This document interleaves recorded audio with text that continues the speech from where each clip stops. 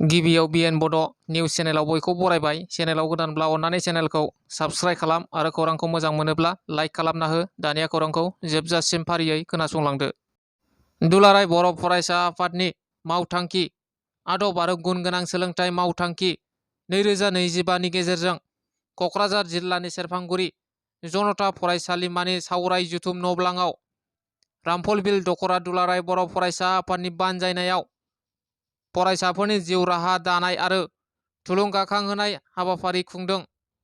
बे हाबाफारियावनो दख'रा आफादनि सिङाव थानाय गुबुन गुबुन फरायसालिनि मेट्रिक आरो हायार सेकेन्डारि आनजाद होखांनाय फरायसाफोरखौ लानानै जिउ राहा दानाय आरो थुलुंगाखांहोनाय हाबाफारिखौ मैया रामफलबिल दख'रा एबसुआ खुंफुंदों। हाबा जाखानाय सासे बर' आइजोआ खारबावबाय। बर' हारियाव मा जामारदों? सानफ्रोमबो खारनायल' खोनासै। बर' हिन्जाव हौवाफोरनि खारनाय गोमानाय। बेबादिनो मैयाबो खारनायनि खौरां मोननाय जादों। चिरां जिल्लानि सिङाव थानाय खाग्राबारि गामिनि हाबा जाखानाय आइजो जबा बसुमतारिया खारदों। सासे गथ'नि बिमा जबा बसुमतारिया थांनाय 3 मेनिफ्रायनो खारनानै दं। न'खरनि सुबुङा जेराव मेराव सुलाद लासेयावबो आइजोखौ संदाननो हानाय जायाखै।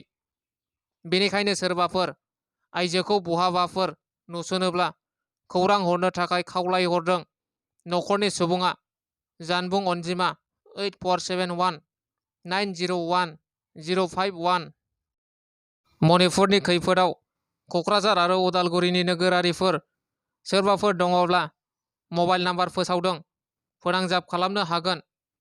क'क्राझारनि नोगोरारिफोरनि थाखाय DEOC कन्ट्रल रुमनि नाम्बारा जादों 8471 875491 एबा लेन्डलाइन नाम्बारा जादों 03661 270 657।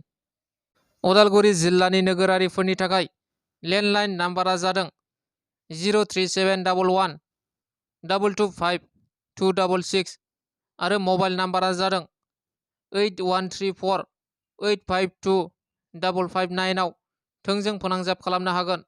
मख'नो गोनांदि मणिपुरनि हिंसायारि जाथायाव दासिम सा 50निबो बांसिन सुबुंफोरा जिउ गोमाबाय। बेजों लोगोसेनो सुबुंफोरनि न' बां धोन सम्पति गोबां खहा जाबाय। गसाइगाव फाथाखाथा गामियाव रंजालि बैसागु फोरबो फालिदों।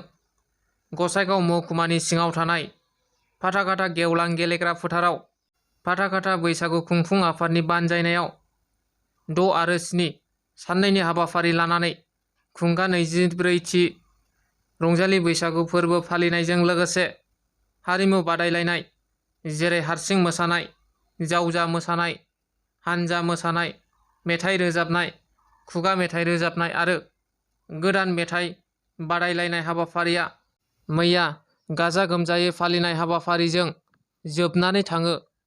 मैयानि बे गसाइगाव फाथाखाथा गामियाव खुंगा 24थि रंजालि बैसागु फोरबो फालिनाय हाबाफारियाव बिटिआरनि मावफुं सोद्रोमा EM उकिल मुसाहारिया गाहाय आलासि महरै बाहागो लाफैदों। 14 नं चिरांदुवार ब्लक कमिटि BPFनि सिङाव थानाय सान्तिपुर प्राइमारिया मैया सुबुं सांग्रांथि हाबाफारि लादों। बे हाबाफारियावनो गुबुन गुबुन दोलोनिफ्राय 35 नखरफोरा BPFआव हाबफैनायखौ आर'नाइजों बरायनानै लादों। BPF दोलोआ हाबाफारियाव आलासि नुजाथियो BTCनि बारग' लेङाइ मावफुं सोद्रोमा खाम्फा बरगयारि, MCLA जेम्स बसुमतारिजों लोगोसे 14 नं चिरांदुवार ब्लक कमिटि BPFनि गोबां दैदेनगिरिफोराबो बाहागो लादों। दिनैनि खौराङा बेखिनियानो। गोजोन्थों।